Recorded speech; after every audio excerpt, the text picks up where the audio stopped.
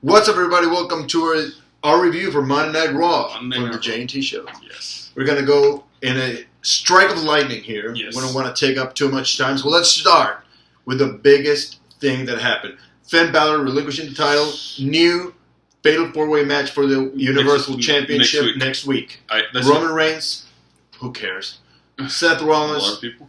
Kevin Owens, and... No, seriously, who cares? Big cast. I mean, that was weird. I would have preferred Rusev there. I would have preferred Enzo. Just kidding. Anyways, first of all, this hurts. Yeah. For somebody, I'm an NXT fan. I've followed Finn ever since his debut. I am the biggest NXT fan. I'm just kidding. But I'm a big fan of Finn Balor. Finn Balor came in, made an impact. Yeah. He defeated Roman Reigns clean in the middle of the ring. Probably the greatest 2 weeks since his debut ever. And then wins the world title and injury. Yeah. 6 months out. Yeah. Damn. 4 to 6 months. 4 to 6. That still sucks. And then we get to the big thing here. Roman Reigns apparently has gone from the mid-card and a somersault to the main event again. Hopefully he doesn't win. I want Seth Rollins or Kevin Owens. Those are coming back, definitely. Yeah. That's what people doesn't like. The booking came back. Dude, the Jericho, he should have been like super kick into Codebreaker. Nothing. Yeah. I hate that booking for Roman Reigns. Like I don't want to see another Super Saiyan superhero. We had seen it for 10 years. Yeah. I've seen it. I lived it. I didn't like it. I didn't like it then or now. But now, Big Cass, what is he doing there? Somebody needs to get pinned, I guess. Yeah. Probably. Owens. Owens is nice surprise. Yeah. Yeah. And obviously Seth Rollins, the man himself. The man. He is the face of Raw. I think he's the awesome favorite. Yeah, me too. Hopefully he wins. I want him to win. Him or Owens. Imagine Big Cass wins. No. Oh, no. I loved when Seth Rollins came out just as Finn was leaving. That was such a bastard move. Laughing. You know what I like? Sammy just came out. I won that world title, and then Kevin Owens' music hits, and like it was down the line. Yeah. A few people came out for it, but like Sammy turned, and he's like, "I hate you. What are you doing here?" Yeah.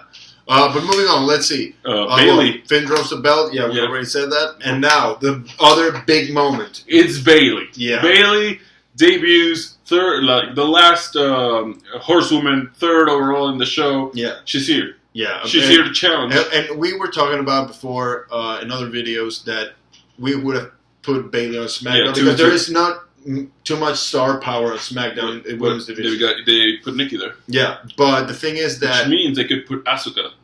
Yeah, but the thing with Raw is that you have Charlotte, you have Sasha. Sasha is out. Dana, she's with Charlotte. So Paige is suspended. So Alicia... There's no one else. Alicia and Summer, but they're not doing it. Yeah, and seriously, would you believe one of them to beat Charlotte or Sasha? No. So No. They have to carry the division. They have Lana, but she doesn't wrestle. They have to carry the division until Sasha comes back. Yeah, there is a serious... and Paige, obviously. This is where SmackDown is showing that it's doing better with the... Like, after the draft, I was like, Raw, completely, the better show, better stars. But SmackDown is actually giving the women time. I know what Alexa is, who Alexa is, what she's doing. I know Eva Marie, Carmella, they're all getting their own identity. Eva Marie, which is the most important thing in the women's division. Now, Nikki's here, and we know her very well. I'll say this much. From my point of view, what would have been best is you have the Cruiserweight division on one brand and the women's division in another brand. Case closed. None of this thin rosters on Raw and thin rosters. Yeah, but SmackDown is actually doing pretty well for. Yeah, I know, but it's like. It's still thin. I mean, yes, 6 thin. women. But I know it's thin, but at least they're managing. Yeah, I know, but it's like it's only 6 women. They're gonna be. How many do you need? 7? I don't know, 8? like 10, 12.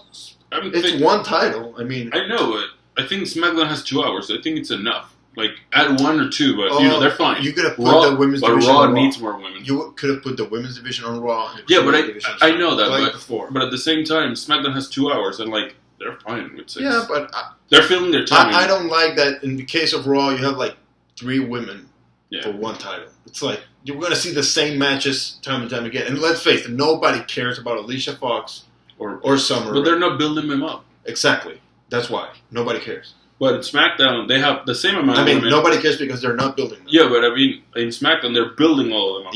Yeah. But, that's why I care. I know everybody in the women's division in SmackDown. Look at this, man. The main event scene for the WWE title or world title. Let's go to the Attitude Era. Rock, Austin, Triple H, Taker, Kane, Angle, Benoit. You have all those guys, like 8 guys that could be champions. Same thing here. You should have. This is the greatest era in women's wrestling ever. You should have at least 6 to 8 contenders. Raw has 2 right now. 3 with Sasha. 4 with Paige, but 4 with Paige. But SmackDown, you have 6, maybe 7, because right now they're all seem equal. You know, they're all in the same match, and Eva Marie's gonna come back and she's gonna do a big splash because at least they're booking her right. Oh yeah. But you have 7 people that actually can challenge for the belt. Yeah. And Raw got the better deal with the draft, and there's only 3. Yeah. So like I said, they need to correct that. You need to start building up Alicia. We'll have to wait and see. Probably the next draft. A year from now? Probably. It's going to suffer if that's it.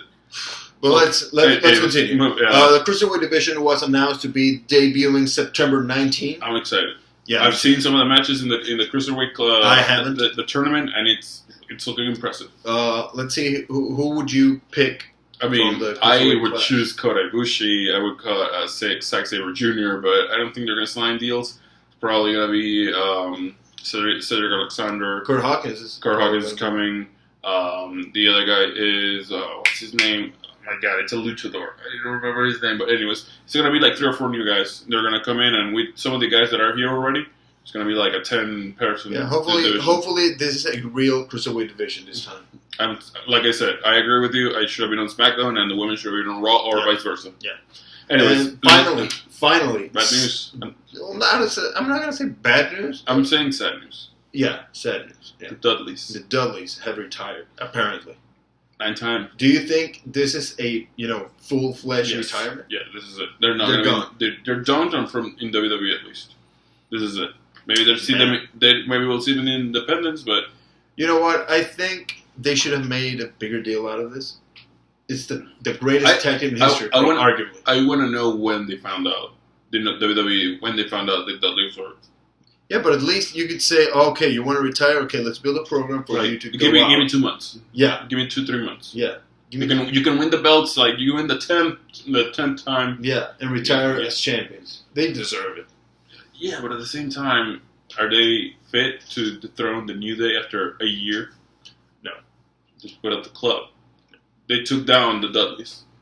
I think it would have been great to have a farewell match between the club and the Dudleys. It could have been at the next pay-per-view. Make it a big deal. Yeah, Clash of Champions. Oh, there are no champions between them. But anyways, okay. You know what I mean. Yeah. It's like, I think they deserve better. Yeah. Yeah, me too. I'm not knocking WWE because we don't know what happened backstage. Or when they found out. It's probably the Dudleys said, no, we don't want too much, or anything like that could have happened. But the thing is that I would have preferred something bigger. I have a lot of great memories with the Dudleys. Yeah, one of my favorite tag teams of all time. Yeah. Ever since I started watching wrestling, like a year later, they arrived in the scene and they were great. Yeah, I have 3 favorite tag teams.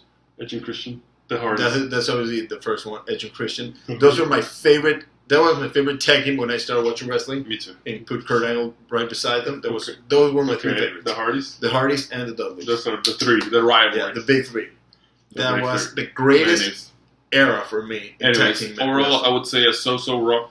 I like the direction it's going. Like I said, problems with the women's division, but overall, last question of the video. What do you think? Who has the edge going into next week's title match? Seth Rollins. Seth Rollins. I'm going Reigns. It's the safe choice. Please no. I want Owens or Rollins to win, but you can't really bet that much against Roman these days. Yeah, but maybe he's the man. But he's the guy. Not anymore. Anyways, guys, what do you think? Let us know in the comment area below. Remember to subscribe, like this video, share it, and that's pretty much it.